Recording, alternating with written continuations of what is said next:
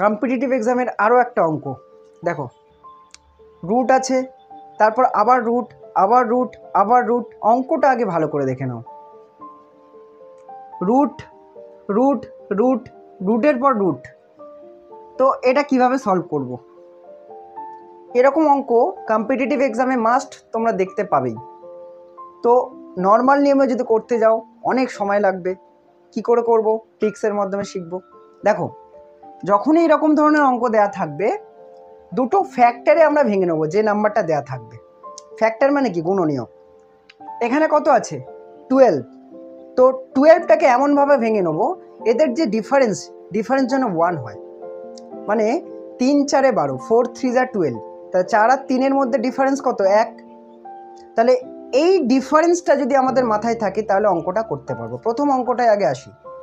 দেখো, যখনই কোনো কিছু প্লাস মাইনাস এরকম দেওয়া থাকবে না, তাহলে যে সংখ্যাটা দেওয়া থাকবে সেটাই অ্যান্সার। তাহলে এখানে প্রথম উত্তরটা হচ্ছে 12, প্রথম অঙ্কটার জন্য, এটার জন্য। সেকেন্ডটা কি আছে? মাইনাস দেওয়া আছে, একটাতে কি দেওয়া আছে? প্লাস দেওয়া আছে। তাহলে আমি কি বললাম? দুটো ফ্যাক্টরে ভেঙে নেব সংখ্যাটাকে। তাহলে 12কে ভাঙলে কীভাবে? 3 4 12, 4 আর 3 পাচ্ছি। তাহলে যেটা 3 পাচ্ছি, ছোট ফ্যাক্টরটা পাচ্ছি, যখন মাইনাস দেওয়া থাকবে সেটার অ্যান্সার হবে। তাহলে 12টাকে ভাঙলে কি পাওয়া যায়? 12 ভাঙলে পাওয়া যায় 3 4 12। আমি কি বললাম? ছোট ফ্যাক্টরটা যখন মাইনাস থাকবে তখন অ্যান্সার হবে। তাহলে এটার অ্যান্সার কত হবে? 3। আর এখানে দেখো প্লাস প্লাস করে দেওয়া আছে, তাহলে এটার অ্যান্সারটা হয়ে যাবে 4। এটা কেন হচ্ছে, কিসের জন্য হচ্ছে, এটা আমি একটা ভিডিওতে বলবো। আপাতত জেনে নাও, যদি মাইনাস থাকে তাহলে ছোট ফ্যাক্টর লিখব, প্লাস থাকলে বড় ফ্যাক্টর লিখব।